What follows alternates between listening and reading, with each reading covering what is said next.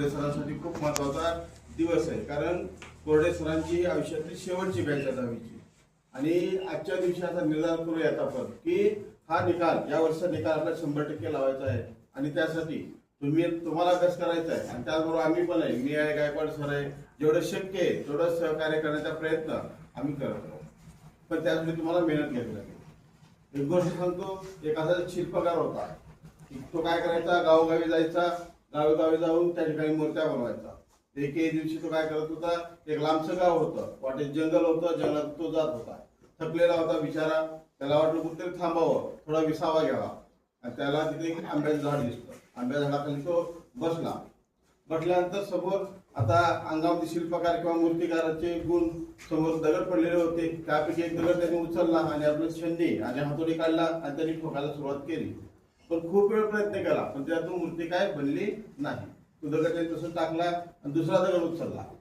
तो दगड थोडा मूव होता, त्यातून लगेच 10-15 मिनिटांमध्ये देवाची सुंदर अशी मूर्ती तयार झाली. मग त्याचा विसावा घ्यायचा, विश्रांती घ्यायचा वेळ संपला. त्याने काय केली, ती मूर्ती त्या झाडाच्या बुडामध्ये ठेवली आणि तो पुढच्या गावाला निघून गेला. असेच काही दिवस निघून गेले, वर्ष निघून गेले. त्यानंतर परत एकदा त्याच गावाला जायचं त्याला योग आला.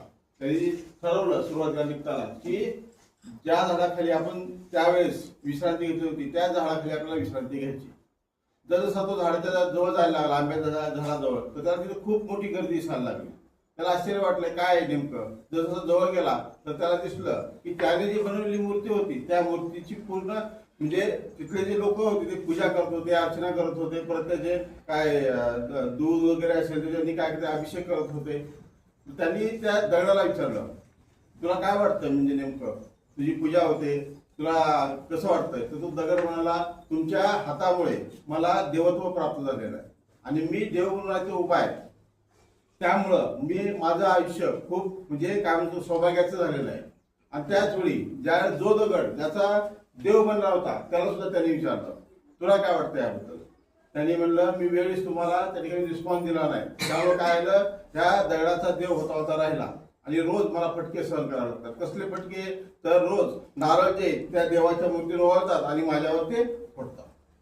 तसंच बघा मित्रांनो, आयुष्यामध्ये सुद्धा तुम्ही जर वेळेवर अभ्यास नाही केला, वेळेवर सगळ्या गोष्टी नाही केल्या, तर आयुष्यभर तुम्हाला फटके सहन करावे लागते. जर वेळेवर सगळ्या गोष्टी केल्यात तर आयुष्यामध्ये तुम्ही यशस्वी व्हाल. जसं एका हा दगड आहे, आता समजा आपण पहिलीपासून 9वी पर्यंत आलो, एक एक फटका बसलेला आपला दगडावर, एक एक फटका बसलेला. आता हा महत्वाचा फटका आहे 10वीचा.